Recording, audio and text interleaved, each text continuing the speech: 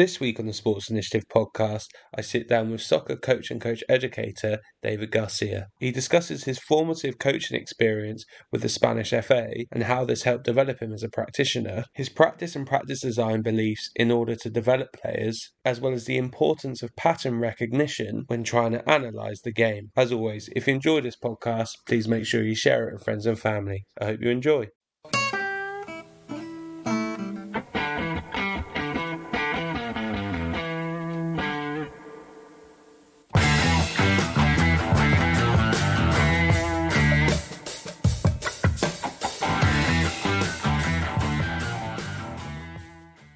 Awesome. So, David, I know this has been a little bit of back and forth. We're on a different software and stuff, which again is all good. But looking forward to this conversation. How are things your end? Things are good. It's busy as always, but it's the good kind of busy with exciting things on the plate. Good. So for people that maybe don't know you, haven't come across your work, etc., do you just want to give us a bit of a whistle-stop tour of who you are and what you do? Sure. Yeah. I guess I'm an American coach who, 8 years ago now, I moved to Spain to pursue my Uefa licensing, which was kind of a different path to I guess my other peers who I had been working with here in the United States. When I moved to Spain to pursue my Uefa licensing, I kind of started off on a different path, and it led me down maybe a different way of thinking of football, which ultimately led me to starting a blog. Really, it was a website at that time. It's called It's Just a Sport, and really the purpose of that website at that time was just to get my reflections of everything that I was learning in my time in Spain, and it was very informal. It was primarily for me, but then obviously people started reading a little bit, and from then I have always done that alongside of my career as my coaching career, as a form of reflection of any experiences that I had in my coaching career. I tried to make sense through writing and through the website, and over the course of several years now, it's developed, and now I try to offer different platforms for coaches, and so that's kind of my backstory of how I've and where I am, where I started. Yep. Yeah, no, all good. So I think if we start with what traditional soccer looks like in the US. Sure. So when you said obviously going to Spain was a bit of a culture shock to a certain degree, what does normality look like in the US? Well, first thing is that it's changed a lot since when I was growing up and playing, right? So I remember growing up, it was difficult to even find places to watch football. We used to go over to a friend's house, this Spanish guy who had bought like some sort of package where we could watch the Spanish channels, and we would be able to watch Barca and Real Madrid. So it was back then when I was growing up, it wasn't as accessible as it is now in the United States. I think that's probably the main difference that I see now. But I guess the biggest culture shock that I saw in that like first moment from being a coach and a player and having the experiences I had here in the United States to then moving to Spain and seeing it differently is that I felt that players were treated with more respect in terms of their intelligence of the game. So this might be unfair, but I felt like in the United States we often dumbed it down for players because we kind of assumed that maybe they didn't have the understanding of the game. So it was often isolated training, the game broken into different isolated parts. Whereas in Spain, when pretty much everywhere I went, there was kind of a more holistic approach in terms of technique equal decisions. It was one in together. It was the same thing. And for me, that was a big eye-opening moment in realizing, well, if technical actions equal tactical intentions, then that changes how we should train and the methodology we should use. And that was the biggest shock to me, is that kind of like perspective of the game and of coaching. And so how did that realization come about? Because I wouldn't imagine like that's the first thing they go into on their coaching courses and go, oh, just by the way. So describe that journey to us in terms of when you actually look to do your Uefa licenses. How did you go about locating which one you wanted to do, and then what did that process of going across look like? And then when you actually got there and you were on board, what point did you start realizing actually this is really different and this is going to be amazing for me to digest? The first moment I realized it was actually in the United States. It was my dad at one point. He's also a youth coach here in the United States. This must have been like probably a decade ago now, maybe a little bit longer, 11, 12 years. He went over to Spain, and he just wanted to get a different perspective. Long story short, he met some Spanish coaches, and he invited them to come to the United States to run some summer camps. And they came to the United States, and we would run summer camps for 8 weeks at a time, and they would stay with us, and they would ask me if I could help out and work those summer camps. And it was in those summers where sitting around a table planning the sessions of those summer camps, and they would review the sessions, they would film everything, which was kind of new to me as well. They would film everything, and we would review everything in the evenings and plan everything for the next day. That was the first moment where I felt, this is different. This isn't the same treatment that I had received as a player, or anything in the short coaching career that I had at that point, anything that I had ever experienced. That was the first moment. From there, one of those Spanish guys, his name's Antonio Barea, he was a Uefa instructor, and he invited me to Spain to do my Uefa licensing. And it was unfortunate that I wasn't able to do it that first year that I made it to Spain. However, I kept on playing, and it was in the playing aspect that I also noticed differences, because it was a different playing experience at the time, and that's where I noticed the way that training sessions were presented to us, the way that they discussed things with us, where everything was tactics and actions together. Everything was combined.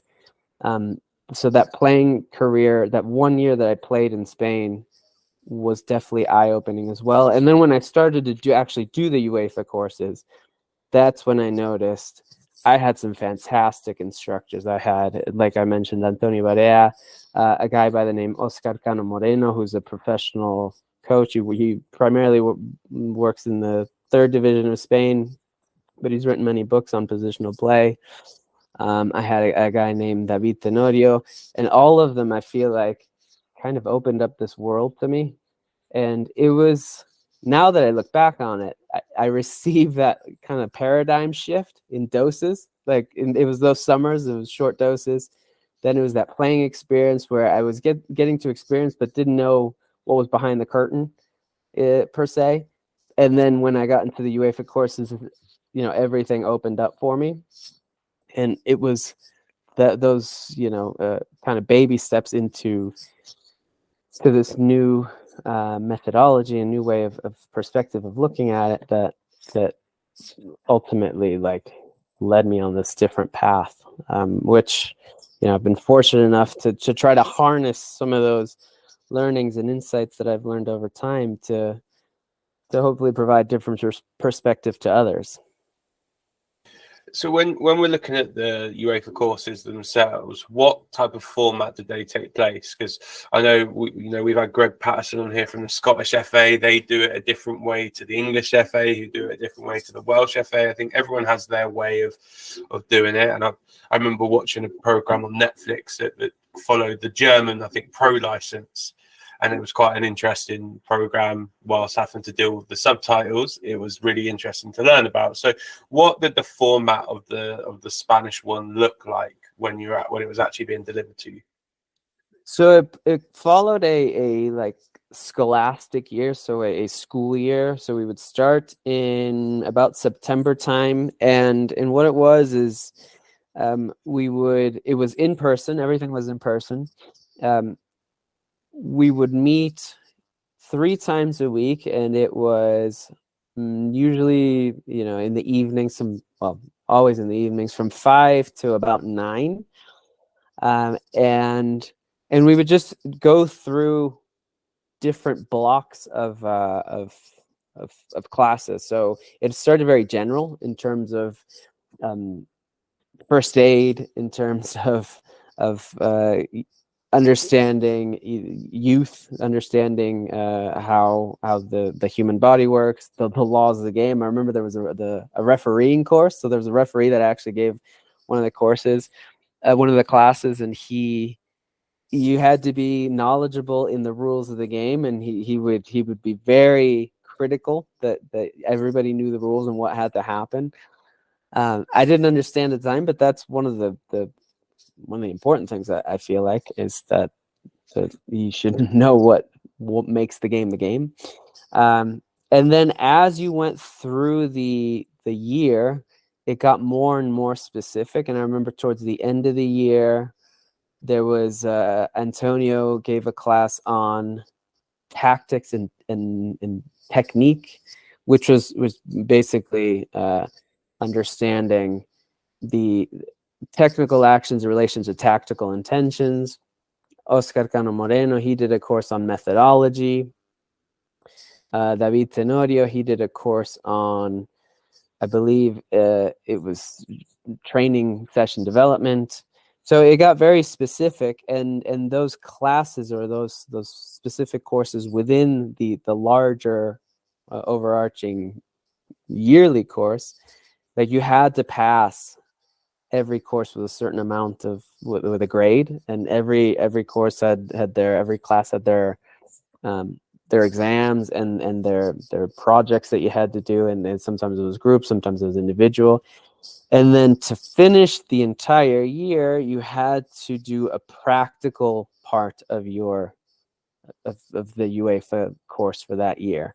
And that meant that you had to work with a team for, I can't remember how long it was, but most people, including me, worked with a team throughout the year. And you had to write basically a thesis on something for the year. So there was a particular thing that and you had a like a mentor or somebody that could help you with it, and you had to provide some sort of research, something that was interesting to you and that you could, like a dissertation, and then you had to present it, and that was probably the most difficult coaching education experience I had ever done, because they were very thorough. Like you had to be very detailed with your notes. You had to provide clear indications about about what you were working on, what you were studying, and then present it in a way that provided some sort of conclusion. Yeah, I think that's really interesting because it sounds quite academic to a certain degree, which I'd imagine, and this, I guess, talking from what I know of the UK scene, would potentially put some barriers up for individuals within this country. Because I know that, some individuals go into coaching and they are not interested in the academic side or whatnot at all. So I think it's really interesting the fact that there's almost a level of structure which the Spanish F.A are going after, and you need to be able to provide I guess clarity on what your intentions are when working with these players, and have a rationale for why you're acting the way that you are. Yeah, I would say that. Yeah, that's I can't be for sure in their intentions, but it definitely felt that way, and just to be clear, it was within those specific classes. Like I said, for example, the technical and tactical, there would be practical elements within those. So sometimes we would meet at a field, and there would be a team that would have volunteered to help us run training sessions. So there was practical elements within that, but it was always linked to the theory that we were learning in the classroom. Yeah, I think that sounds similar. And like, put into clarity, the UK one, or the English one at the moment, sorry, they do kind of 6 blocks. You'll do the areas of play, so playing out or building the attack, pressing from the front, playing through midfield, and all that type of stuff. And at the end, you have kind of a presentation slash project that you put together to say, you know, this is what I've learned over these 6 blocks, etc. So from that perspective, it sounds quite similar. But I think what's really interesting is the thesis bit, and also almost using the participants as researchers for the country, because, you know, if you're getting feedback from people that are working on how to, you know, I'm plucking something out the air here, but how to produce more dual-footed players. And if that's someone's thesis project, and then they're giving you results of things that have worked, it allows you to almost spread good practice across the country. So I think that's actually a really nice way of potentially gaining case studies without having to pay people to go and do the research for you to a certain degree. Yeah, I think that's probably one of the positives of that. So you mentioned a few times, and I think this is like a fascinating piece, is how the tactical elements of the game directly link to technical output, and rather than dissecting those two things separately, there's an emphasis on playing. You know, the skill has to be assessed and challenged within the technical and tactical aspects of the game. So, what, I guess, for clarity, what does that look like from a day-to-day basis? And yeah, how do you begin to work on a particular element of the game or a particular skill within the game with that type of overview? So when I did, and I remember this class very vividly because it was Antonio, and he's become a good mentor of mine and a good friend. So we've stayed in touch over the years, but he ran that class, and I remember him starting by asking whether we thought juggling was a skill, was a technique, and we had this whole debate, and the conclusion of that class, I remember him being like, juggling is in and of itself is just a circus trick. It's there's no tactical intention behind it, therefore it's not a necessary technique to be a better player. And that the way he presented that and the way he started that has always stuck with me. From there, you know, I've experienced a lot over the years since then, but the way that I've come to understand it is that the players and are attempting to achieve something in game situations, right? There's some sort of intention that they're trying to achieve, and the way that they achieve that is through some form of execution, some form of action, or really an interaction with the game, and understanding, providing situations and providing opportunities of those situations and those problems that the players may have to face in the game will then highlight the technical aspects that might be necessary. And I emphasize the word might, because we can sometimes go into a session saying, well, they'll need to be good passers and good dribblers and this, that, and the other, all these technical things. But then the player solves it in a way that you didn't imagine, right? So going into each session with a idea about the game situation and what it is you want to present to the player, and then you observe how they use their abilities, their skills, whatever is natural to them, their execution, to solve that. And they may do it in a way, there's some players that have tendencies to dribble more, to pass more, or and they may solve that, in different ways. And it's through those observations of how they're solving it. And then maybe if they're incapable of solving those situations, or they're struggling, then you say, okay, it looks like maybe, you're struggling with the speed of the pass, so it keeps getting intercepted, which doesn't allow us to progress forward, yada yada yada. Let's look a little bit more into how we can hit the ball a little bit harder, a little bit faster, so the ball gets there, so we can progress. So there's always a in order to, right? We pass in order to find a teammate who is further up the field, or in order to, we dribble in order to get past the defender. Or if we can always link actions to intentions using in order to, ultimately we get to the end result, which is hopefully score a goal or prevent the opposition from scoring a goal. And by always having that connection to the higher order in order to, then we can keep the game connected, and those actions stay connected to the tactical intentions, perhaps.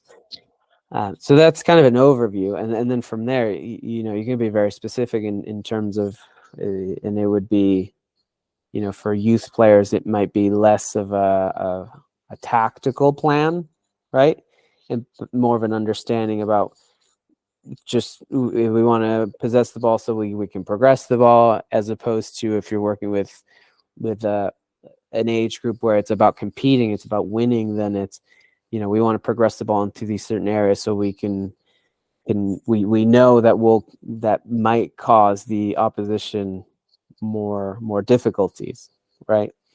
But those are always linked to, everything is interconnected. So in terms of, I guess, assessment of players, how do you differentiate between poor decision making and game understanding and poor technique? Because you can make an argument to say if someone is inefficient in a technique, so for example, I'm terrible with my left foot because I didn't practice it when I was little, that me attempting to use my left foot could be a poor decision because it's a technique that I highly struggle with. So how do you differentiate what's a good or bad decision from a good or bad technique if you have that dual understanding? One of the best ways to do that is by asking the players. So I fall victim to this as well. We sometimes assume that we know what they were trying to do, but in that assumption, we then fall into that trap of maybe saying, well, it's an execution problem because I know that they were trying to hit that ball, but they didn't hit that ball. And yes, there are times where,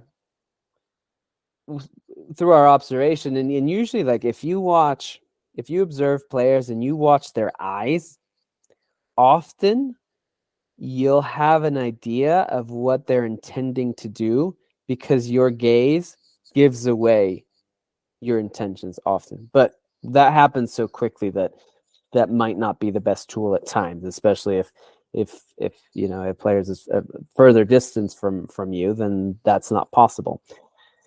So by asking players, you start by that conversation by saying, I noticed that you just you try to do your best to just describe what you saw. And then you can say something along the lines of, were you trying to pass it to so-and-so, or were you trying to, or what were you trying to do in that situation? Right. And if they tell you, well, you know, I was trying to pass it long, or I was trying to beat that player, right? Often in that answer, it'll give you a better idea of maybe their intention, so their decision was not the appropriate one, or maybe wasn't the most effective one in that situation. And at that point, it would be very clear that that's maybe where you could guide them a little bit more on. But if they're like, well, I was trying to pass it there, and it was very clear that the ball did not get to where they were trying to pass it to, then that's a clear indicator of a maybe a technical flaw, or a technical mistake, or something that they can improve on. And the other part to this is, there's times when, and I'm sure it's happened to you as a player, is that you're capable of something, and there's instances where you hit the ball and it doesn't go where you want it to, but you know that you have the ability to do so, right? That's, if we can identify what's an instance and what's a pattern, like if there's a consistent pattern of, like you referenced for yourself, a player who doesn't use their left foot as much, then it's very clear, right? So if we can identify multiple instances to then become a pattern of a technical or an execution-based problem, then we can provide some further training or some further guidance about that specific execution. But if it's just one instance, you know, I usually give them the benefit of the doubt, that maybe that's a one-off. But for the most part, I think when you work with a team for long term, you have a pretty good idea of what players are capable of and what they struggle with, right? So I think, yeah, no, that makes sense. So if I look at something like maybe combination play in the final third, yeah, that's one I think traditionally has been done with a lot of wave practice, a lot of unopposed work going on. We're just going to try and get the tempo of the play. And even I was watching the Man City warm up the other day, and they're doing shots against the goalkeeper unopposed in a line like you would when you're like 6 or 7 years old. mm-hmm. How would you I guess go around it in your training environments, creating a situation where there's like a tactical element to that opposed practice, to that like opposed situation? Because obviously if you're talking about it from a tactical point of view, you need, I guess, a level of opposition in there, so you have to make a decision dependent on where players are or where players are moving to. Mm-hmm. So how would you go around developing a practice around that type of drill to ensure that there's high levels of repetition, so they get lots of opportunities to make decisions, but also so that it's game realistic or game relative, so that they can get an understanding of the decision and the technique? Would you mind clarifying that question a little bit? Yeah, no, that's fine. So, like, obviously, if you look at crossing and finishing, for example, or combination of final third, I think a lot of the time that is done where I, as a coach, would set you a pattern that you have to do. So I'm saying to you, you have to play into the 9, who bounces back to the cam, who plays wide, who then crosses in. That obviously isn't integrating any sort of tactical element, because all that is a prescribed pattern of this is what you're going to do. Now, yeah, you've got the positions in there, but you're not actually, utilizing space, or you're not utilizing switches to find an overload or anything like that. I guess in the concept that you've spoken about quite a lot here is around utilizing techniques that also link to tactical challenges or problems within the game. So I guess my question is, how would you, in that type of context, create a session that allows the integrity of the technique to still stay within the tactical framework, rather than what has traditionally happened, which is the technique is then isolated from any sort of tactical element? Okay, yeah, that I appreciate you clarifying that for me. In fact, that's probably one of the and you mentioned around the goal, creating scoring chances, and those moments they're so difficult to recreate, because or let me rephrase that. They're so difficult to help in terms of execution, because everything happens so quickly, right? It's everything around the goal there's very little space, therefore it requires there's minimal time, minimal space, which means players have to execute almost unconsciously, right? They have to be primarily unconscious about how they're executing that. So the best way to do that, I always work backwards. Start with the game situation. So say let's speak very practically. So let's say that it's that you want to create a situation around wide combinations. So the way that I do that is I draw, literally just for my thought process, I draw it out on some form of a board, right? Like a virtual board, where I can try to visualize and try to imagine what situation and what that might look like. And from there, I almost like draw out squares and draw areas. So I would highlight an area. So imagine you highlight the half space area getting close to the goal, right? So like that middle channel, maybe a wide area as well. And what players might be involved, who might need to contribute in that situation, which players will most likely be involved in those interactions, and then additionally, which opponents will be involved in those interactions, and what pattern do we typically see. Working backwards from there, it's easier to recreate. Maybe it's a 3 versus 2 going to goal that is or maybe more players. Maybe let's say there's maybe 4 versus 3, right? So there's 3 attackers, maybe there's 4 defenders. We can kind of imagine there's a center back, there's the right back, and then there's some sort of winger who has come and recovered, and then there's some sort of 6 who's shifted over to that side, and 3 players have to try to beat 4 players in that sense, in that situation.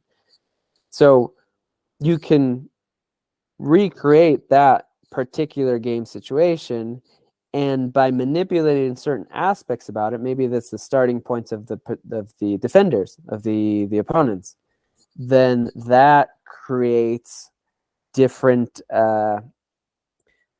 that might create different interactions between the attackers, right? Like if you start one of the defenders that has to recover into an area, then that means the speed of execution that the attackers have to play with is they have to go quickly, otherwise the defender recovers, and then at that point it becomes a 4 versus 3. It becomes much more difficult.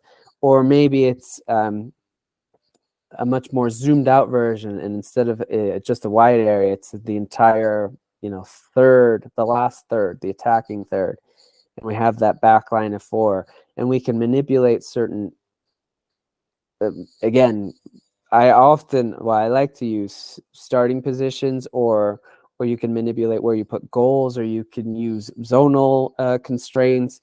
You can use many different variations of constraints to try to present a different type of problem for the player, which might create a different combination. So specifically, and this is funny you asked that, because the most recent training session that I had, I wanted to create a situation where players might see the need for a 1-2, but without, my goal was, I don't want to tell them. I don't want to tell them that a kind of a wall pass, so like I pass to you and then I run forward, would be a good situation, or would be a good solution to that attacking problem. But by creating a field that was very narrow and long and kind of pretty dense in terms of players, player to space ratio, it forced players to make runs forward, because there wasn't a lot of space in wide areas. So it created a 5 versus 3 rondo, but like I said, it was very narrow, and they had to advance into an end zone to be able to score. And they started to do it. They found it frustrating at first, right? They found it difficult, but they start to one of them starts to try it. One of them plays and runs forward.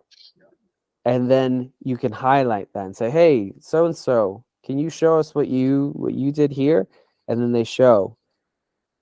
And through that manipulation, in that particular instance, I manipulated the space, the playing area, to try to make it narrow and try to encourage or create the conditions that might lead to that kind of combination.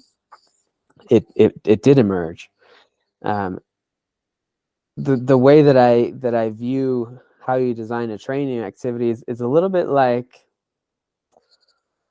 painting, right? Like you know that you have your canvas, and you know the instruments that you have, you know the paint colors that you have, and you want to try to use all the elements that you know you have at your disposal to create somewhere. And then the beauty about it is, once I have this painting, the training activity, the players then have to view it, or they're interacting with it, and I'm curious whether what I was trying to have emerge does emerge. Or sometimes the best part is when you're surprised. Like you're surprised by some of the things they do. Like, for example, in that same activity, there was a player who kept trying to scoop the ball and play teammates forward. There wasn't a lot of space to play over the top, but he thought, well, I could just scoop it and play it right over the top of the defender and have my teammate run onto it. And he did that a few times, and I was like, whoa, there was no way I could have ever imagined that would happen. But because I didn't tell them what to do, I was surprised by how they solved it. So that's a little bit my thought process. And I know that's kind of, I wish I could show a little bit more, but that's a little bit how I view training. Is you create the conditions for things to emerge, and sometimes it does emerge, and sometimes you're surprised by the things that emerge, and that's the best part. No, I think that makes complete sense in terms of how you structure it, and maybe looking for some particular outcomes. I guess one of the, I saw a clip on social media recently of, I think, the Barcelona under 10s versus Real Madrid's under 10s, and the standard of it was really, really high. And probably the bit that stood out to me was the composure on the ball for a lot of the players, of being able to run in multi directions and stay on the ball for long periods. Do you attribute the Spanish's notorious ability on the ball in terms of receiving in tight areas, or being able to stay on the ball all over the pitch, to having a good or excellent game understanding? Do you think that these two things mirror together, or do you think there's another underlying factor? I think one of the things that did surprise me about Spain is that often we see the end result of a player's career, and in Spanish football, and we say, "Oh, look how well they passed." But I think what I was surprised by is how much emphasis they put on the player and ball relationship. Like lots and lots of games around 1-versus-1, 1-versus-2, where you still have to maintain possession. You have to try to beat 2 defenders. A lot of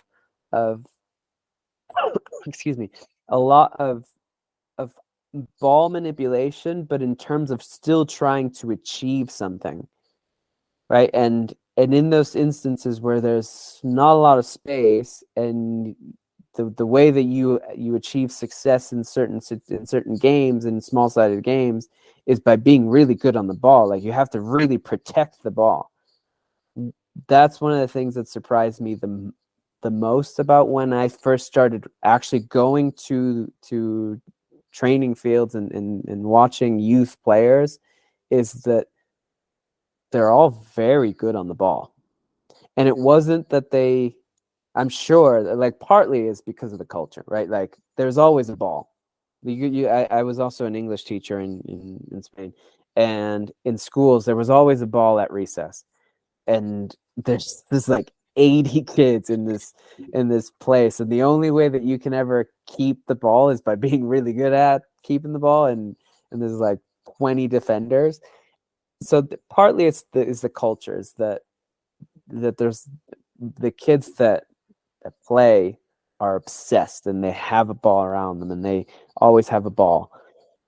But also I think part of that is in training sessions they were almost expected, or they were put in situations where protecting the ball was as an individual, like protecting the ball as in, I don't want this defender to steal the ball, or these 2 defenders to steal the ball from me, was emphasized heavily, at least in and I was in the south of Spain at that time, which is a fantastic region, like Sevilla, Cadiz, Granada.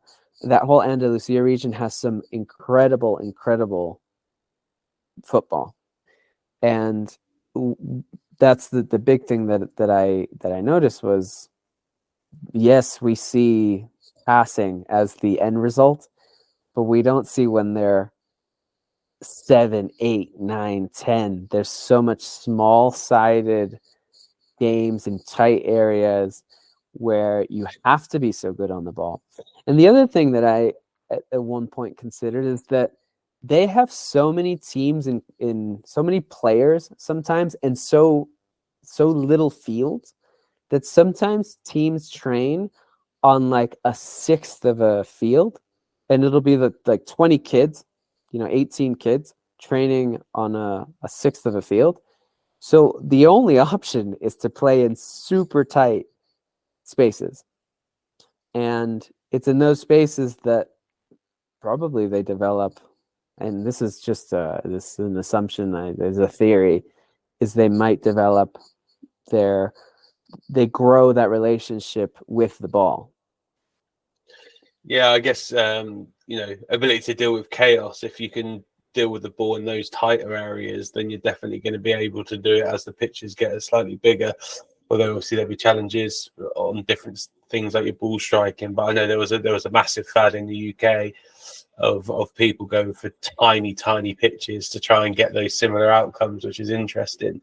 I guess moving on slightly, and funny I should bring up the chaos stuff. Obviously you mentioned around your blog and whatnot, and there's some brilliant articles on there with a variety of different things. Like you got the thinking frameworks and solve your problems one, and the one that probably stood out for me was around the pass or dribble decision making, about being risk averse, or I guess I call it risk reward. So what are you getting out of that type of thing?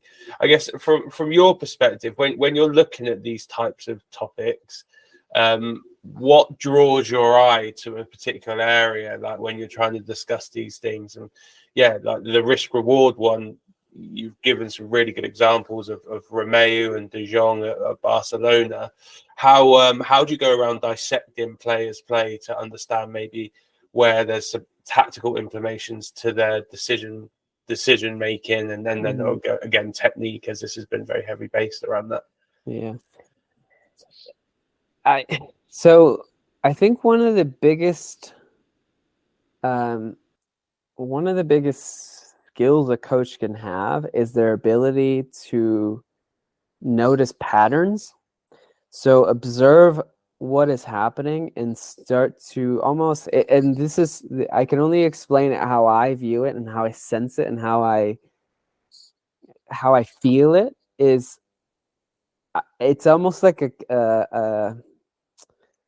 so I'm watching, as I watch things, and it could be watching a game, a professional game, or it could be watching the teams that I coach, or it could be watching maybe a team from the club that I'm walking by a field and I notice things. As I'm watching, I start to say, like, my attention immediately, and obviously my attention over the course of time starts to pick up things that I'm biased to, right? Like, so for example, where players move, their positioning, like what their tendencies are. And as I notice one thing that catches my eye, I almost like make a note of it. And then if I notice it again, then I start to almost like put it in this folder of like, this is a tendency. This is starting to become a pattern. And in that article that you mentioned, it's not groundbreaking. It's pretty obvious that I compare Frankie de Jong with Romeu from Barcelona, and de Jong obviously has a habit of and a tendency to try to beat players, and he's fantastic at turning players, and it doesn't matter where he is on the pitch, he tries to turn a player. And there's other players who have, you notice this, it's almost like you notice the same conditions because you've been watching, I had been watching Frankie de Jong in a certain position, certain areas with certain conditions, always try to turn a player, and then you see a different player and you're like, you almost expect that player to also try to turn a player, and then they pass it. That then catches my attention. Say, that, and from that, like, you notice this thing, and you're like, oh yeah, this player continues to pass it in when other players are trying to dribble. And then the next question is why. So you lead in, you go on this path, sparked by curiosity of asking why and wondering why, and seeing if you can find other instances of it, and try to find a theory around it, and try to ask, and this is Antonio Barea, and I speak about him a lot because I speak to him often. He's one of what I consider a good mentor of mine. He always used to say, and he said this to me on a few occasions, when you start to ask new questions, you get new answers. And when you can start to say why, and maybe ask a different question around, well, in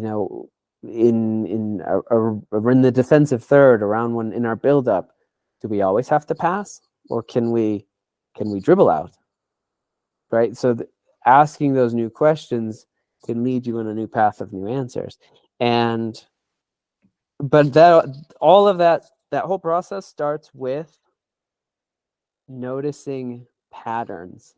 And for me, being able to notice patterns and then like keep a log of them, like a mental note of them, has always been very helpful to me. And I think that starts with attention, where your attention goes, but that's a whole nother can of worms.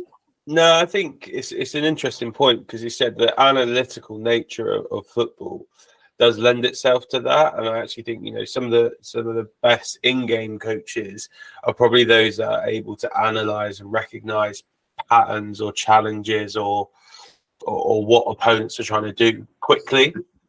And it's actually, how can you teach yourself that skill? If you're a coach and you're looking to win games, obviously at the younger age groups, that's not as big of an issue. You're probably looking more at developmental stuff and how you're going to support the players. But if you're at the top end looking to win games, how can you train yourself? How can you train your brain? How can you train your eyesight to understand patterns or rationale or whys as the game's going on, to help you come up with a solution to a problem?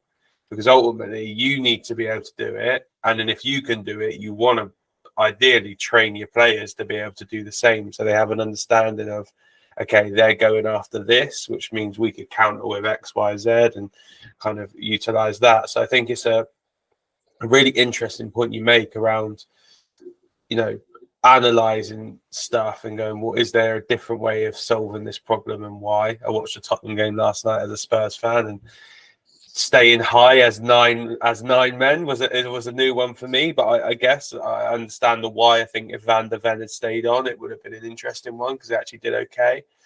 And he's a bit quicker than the other two that came on. So yeah, I think the analytical side is a really interesting one, and probably one that we, as coaches, how do you train yourself to get better at that, to support the players?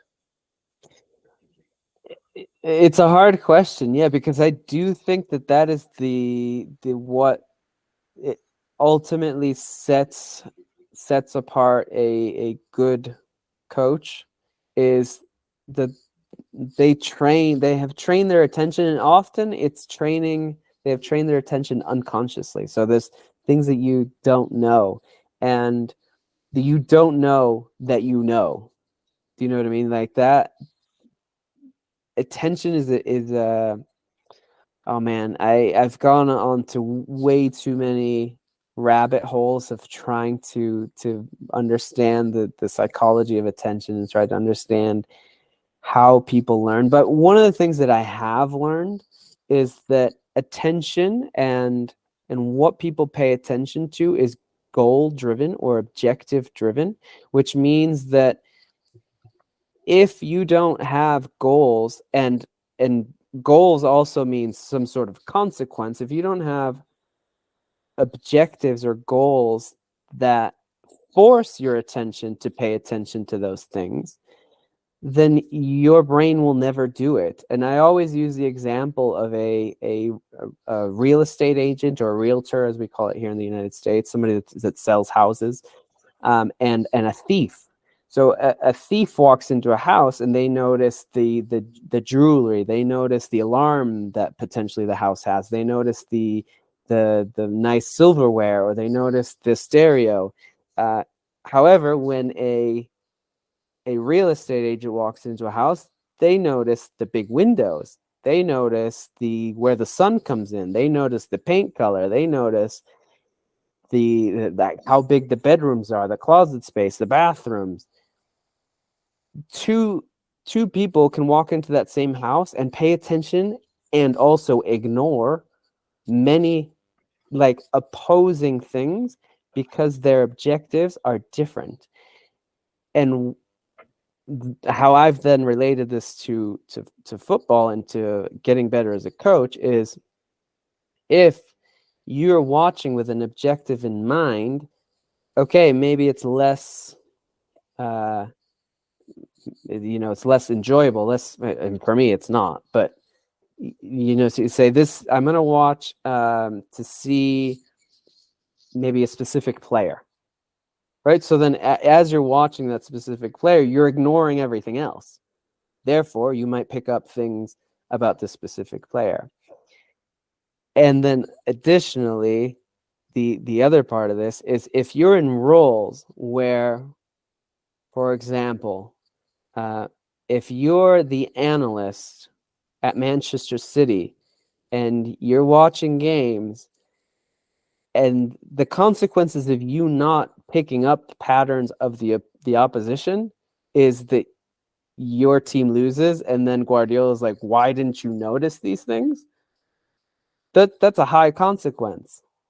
So then as you're going through that activity, as you're doing your work, your brain is going to be hyper focused on picking up those patterns, because you know that the skin in the game, the consequence of you not doing it is high, right? And I think that is how you get better. That's why when you're put in, excuse me, when you're in roles where you have to be good, there's no other choice. Like, nobody wants to fail. There's no other choice other than your brain learning over time, because you learn through consequences, and you learn, oh man, I didn't notice their set pieces, or I didn't notice where, whatever it is that you didn't notice, and that had a consequence. So, I often have coaches that reach out to me and say, how can I get better? My first answer is always, you have to have skin in the game. You have to have some sort of consequence that is going to force you to get better. You have to be in charge of a team where players will look up to you and say, why aren't you helping me? Why aren't we improving? Right? Those roles where there are genuine consequences for you not being as good as you can be will, without a doubt, help you improve. And that's probably my best answer in terms of how you can improve your attention and pick up patterns, is put yourself in situations where that's the only choice. You have to do it, otherwise it's a perceived failure. I think the interesting bit around that as well is the in-game piece. So I watched the Amazon Prime Time stuff on Thursday nights with football, and he sees the AI being able to pick up blitz packages and stuff and whatnot. Now, one, that's incredible. The fact that AI is capable of doing that and giving you a probability of what the quarterback should be looking for. But I also think that is useful post-match or pre-match as a tool to, give your players attention towards a certain look or whatever that may be. In football, it might be a certain move.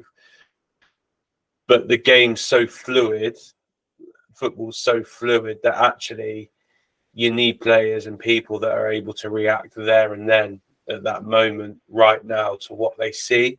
And so, yeah, I think your bit around what your attention looks like is it's a skill I think that everyone needs to develop, and maybe, like you said, having some skin in the game so that it actually matters of what players are going to come and question you and say, when there's an injury, they're going to come and say, coach, what are you seeing? Or this is what I'm seeing. What are you seeing? And it being more of not a fluffy answer, but needing to be some tangible things. I spoke to Dave Whitmore, who's a cricket coach over here, and cricket's a fascinating sport because the captain does the majority of the work in cricket. The coaches sit on the sideline and we'll do a little bit of work if it's a test match, during tea, during lunch. But the actual tactical decisions are implemented by the captain on the pitch. Mm-hmm. And so I was saying to him about how do you get 15, 16-year-olds to develop an IQ, and he says about different techniques. And it's made me question really like how you can do that better in game with players to get them to come and say what they see or challenge what the team's doing, which I think is a better space to get much better in attention wise. But yeah, that's just me rambling on an idea that I've had. It's something that I'm working on at the moment. No, that makes sense. And then, if we apply that further to youth football, if every time something's going wrong in the game, you give a solution to the players, or you tell them, hey, let's do this, that, or the other, then they have no skin in the game, right? So at times it's passing on that consequence, that role, that responsibility, accountability for, hey, I want you to take accountability for what's going to happen here. What are you saying? What do you think we can do? The amount of times that I've done that, and I've coached, at the moment, I'm coaching under 12s.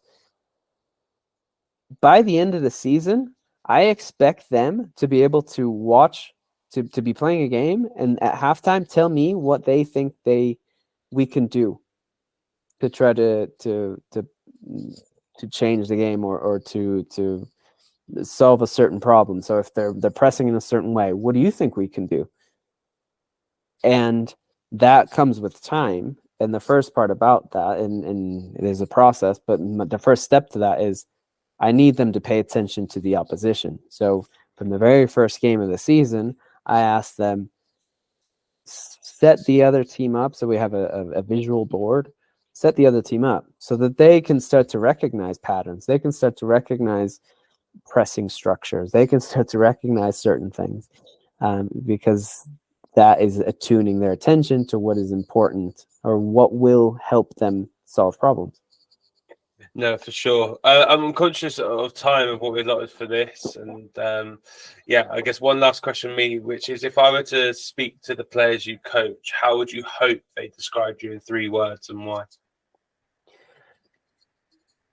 I would hope that they would describe me as supportive, as passionate, and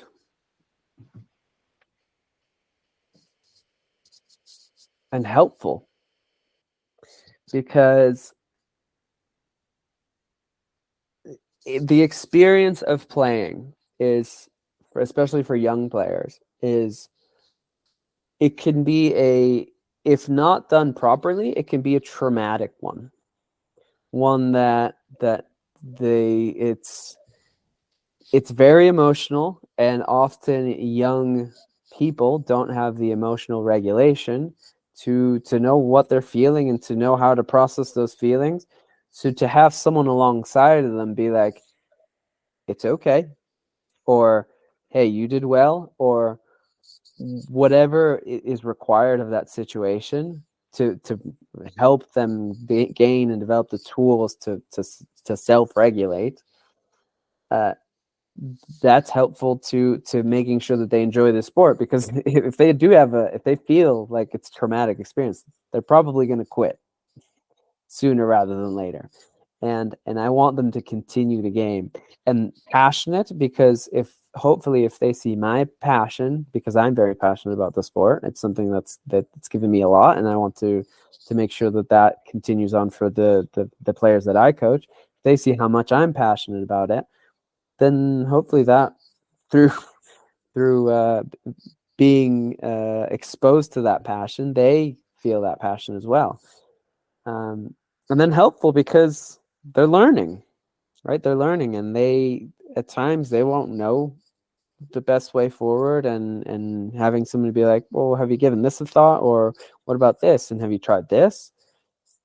Because my role as well is to help them understand the game better.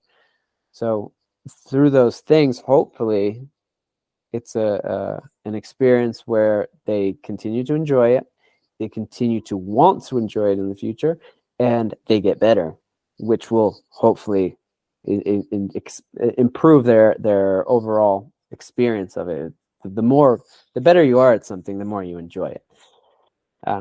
So that's hopefully that answers it. Yeah, no, for sure. I think three really good answers in terms of, how you're going to connect with kids to help them have longevity in the game, most importantly, and then hopefully enjoy it and learn. And think of every person who's working with kids in sports kind of abides by those 3 rules, you're not going too far wrong. So yeah, completely understand why they're your 3. But yeah, listen, David, really appreciate your time. Thank you so much for putting this into your diary, and hopefully we can catch up again soon. Yeah, thank you, Michael.